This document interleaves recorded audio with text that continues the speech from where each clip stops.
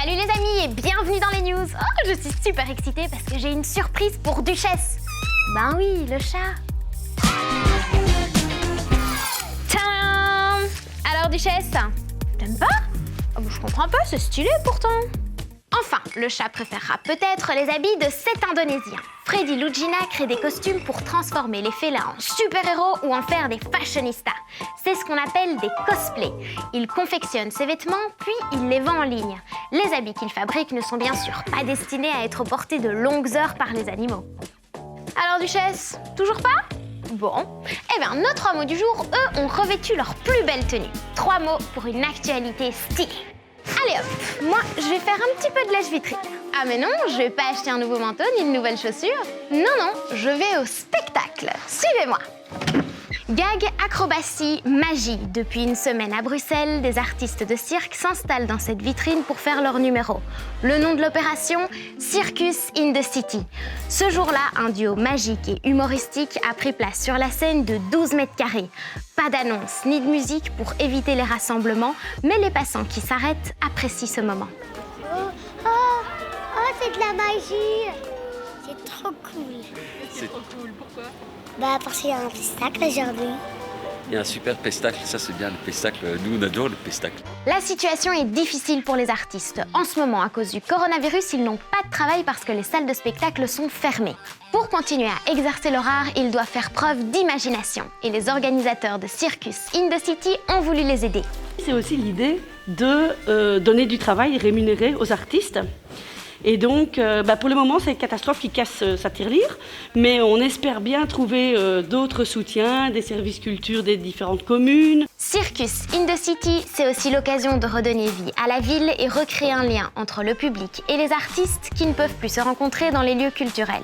Les gens qui sont masqués, qu'on ne voit pas vraiment leur visage, qu'on ne perçoit pas vraiment la réaction. La vitre aussi cache un peu les bruits, donc on se sent un peu plus loin.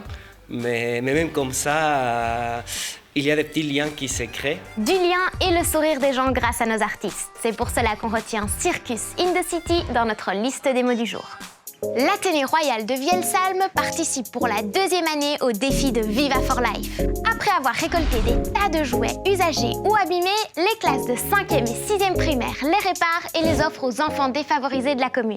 Voici l'atelier de vérification et de réparation des jouets récoltés. C'est la mission des 6e. Il faut vérifier l'état des livres et le contenu des boîtes de jeux.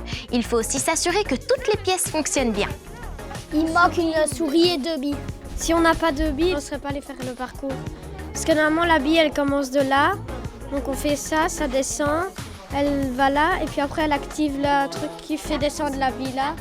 Place ensuite à la remise en état des livres et à la réparation des boîtes de jeux souvent abîmées. On fait les 4 coins avec un petit peu, c'est des papiers collants avec des décorations, quoi. Reste à emballer tous ces cadeaux remis en état. Ils sont prêts à égayer le quotidien de centaines d'enfants. Mais ça ne s'arrête pas là, il n'y a pas que les cadeaux. Car les élèves de l'Athénée veulent aussi réchauffer le cœur des enfants moins chanceux. Et ça passe par les petits mots et par les dessins. Et nous voici dans l'atelier des 5e, là où on imagine et où on réalise avec grand talent de magnifiques cartes de vœux et de petits bricolages. On y inscrit des mots d'amour et d'amitié qui sont aussi de précieux cadeaux pour les enfants qui d'habitude ne reçoivent pas grand-chose. On fait des cartes pour les coller sur les cadeaux pour les enfants qui n'ont pas de maman ou de papa. On fait des petits bricolages, on écrit des mots comme bonne fête, joyeux Noël et puis on les colle. On fait des petites formes. J'ai fait comme un petit Pikachu et je suis en train d'écrire pour les petits enfants. Je crois qu'il sera très content, que ça lui fera très plaisir d'avoir ça, qu'il est peut-être sans parents et qu'il est peut-être abandonné. Donc ça lui fera plaisir. Et ça, c'est sûr que ça fait plaisir de recevoir un beau cadeau et une carte de Noël. Voilà pour le défi Viva for Life qui était l'un de nos mots du jour. Vous le savez, le 6 décembre, c'est le jour de la Saint-Nicolas. Une journée plutôt cool où si on a été sage, on reçoit plein de bonbons, de spéculoos et de mandarines. Mais saviez-vous que Saint-Nicolas était d'origine turque? Il s'agit en fait de Nicolas de Myre, né au IIIe siècle dans la ville de Patara en Turquie. Un évêque qui était aux yeux de tous le protecteur des enfants, des veuves et des personnes les plus faibles. Le 6 décembre correspond à la date de la mort de Nicolas de Myre en 345 et non à sa date d'anniversaire. Ce n'est qu'après qu'il sera proclamé saint et deviendra Saint Nicolas. Et voilà, vous en savez plus sur le grand saint. D'ailleurs, on a tous une anecdote ou un super souvenir à la Saint-Nicolas. Voici les meilleures histoires des élèves de l'école communale d'Ohain. Un jour, j'ai été chez un ami à moi, on entend toquer et on croit que c'était son papa, mais en fait c'était Saint-Nicolas. Mon papa avait été chercher des cadeaux chez Saint-Nicolas pour me les apporter et quand il est revenu, j'ai été l'ouvrir. Il m'avait donné une boîte de téléphone et j'ouvre la boîte et il y a un livre dedans. J'étais triste et je l'ai mis à la poubelle. C'était super chouette, j'étais tellement contente que j'ai commencé à faire la trottinette dans la maison, mais du coup je me suis fait un petit peu engueuler parce que j'avais pas trop le droit. Le truc qui est marrant, c'est qu'à chaque fois les cadeaux que je demande, c'est jamais ça, mais à chaque fois je suis surpris parce que je me dis « Oh mais j'aurais voulu demander ça, je sais pas, mais je crois que Saint-Nicolas me connaît mieux que moi. » Donc il sait qu'est-ce que j'ai envie.